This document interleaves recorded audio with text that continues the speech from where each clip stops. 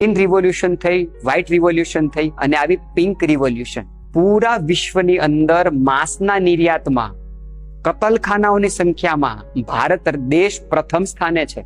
આપણા માટે કેટલી શરમની વાત કહેવાય. સમગ્ર વિશ્વમાં બ્રાઝિલ પહેલા નંબર ઉપર હતું માંસના નિર્યાતની અંદર, અને હવે બ્રાઝિલને પણ પાછળ પાડીને આપણો ભારત દેશ માંસની નિર્યાતમાં પ્રથમ સ્થાને છે. વિશ્વમાં સૌથી વધારે કતલખાના ભારતમાં છે.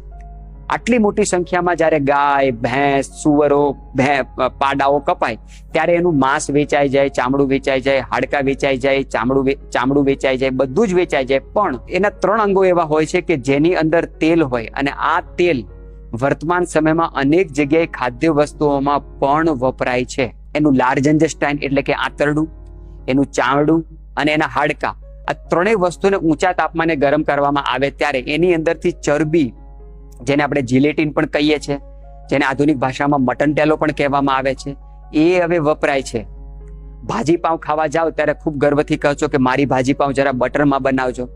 માસીના દીકરા થાય છે કે બટરમાં બનાવીને તમને આપશે. આટલું મોંઘું બટર આટલી સસ્તી ભાજીમાં કેવી રીતે નાખે છે? બટર આવે છે ક્યાંથી? એ લાખો જાનવરોના હાડકામાંથી, ચામડામાંથી, એના આંતરડામાંથી આવેલું હોય છે. અને આટલી મોટી સંખ્યામાં જ્યારે જાનવરોનો કતલેઆમ થાય તે ત્યારે એના આંતરડાને ભેગા કરવામાં આવે, હાડકાનો ભેગા કરવામાં આવે, ચામડાઓ બધા ભેગા કરવામાં આવે, ને સડાવવામાં આવે, ને ઊંચા તાપમાને ગરમ કરવામાં આવે, અને એમાંથી ઘી જેવો ચીકણો એક પદાર્થ નીકળે કે જેને મટન ટેલો પણ કહેવાય, જિલેટિન પણ કહેવાય. અને એ આ વસ્તુ મોટા પ્રમાણમાં હવે બેકરી પ્રોડક્ટોમાં, ખાદ્ય વસ્તુઓમાં, આઈસ્ક્રીમ બનાવવા માટે, ક્રીમ બનાવવા માટે મોટા પ્રમાણમાં વપરાય છે.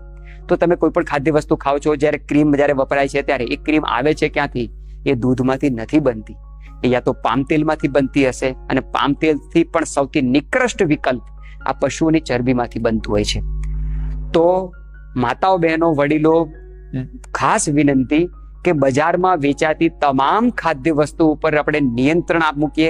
જો નિયંત્રણ નહીં મૂકીએ તો આધુનિક સ્ટડી એવું કહે છે 2024નું વર્ષ ચાલુ છે અને 2030 કે 32 આવશે, એટલે કે લગભગ 6 કે 8 વર્ષ પછી ભારતની જે કુલ પોપ્યુલેશન છે, ભારતની જે કુલ જનસંખ્યા છે, એમાં જેટલા યુવાનો હશે 50% પણ વધારે યુવાનો અનક્યોરેબલ ડિઝીઝ, એવી બીમારી કે જેને મટાડી નહીં શકાય, મેન્ટેન કરી શકાશે.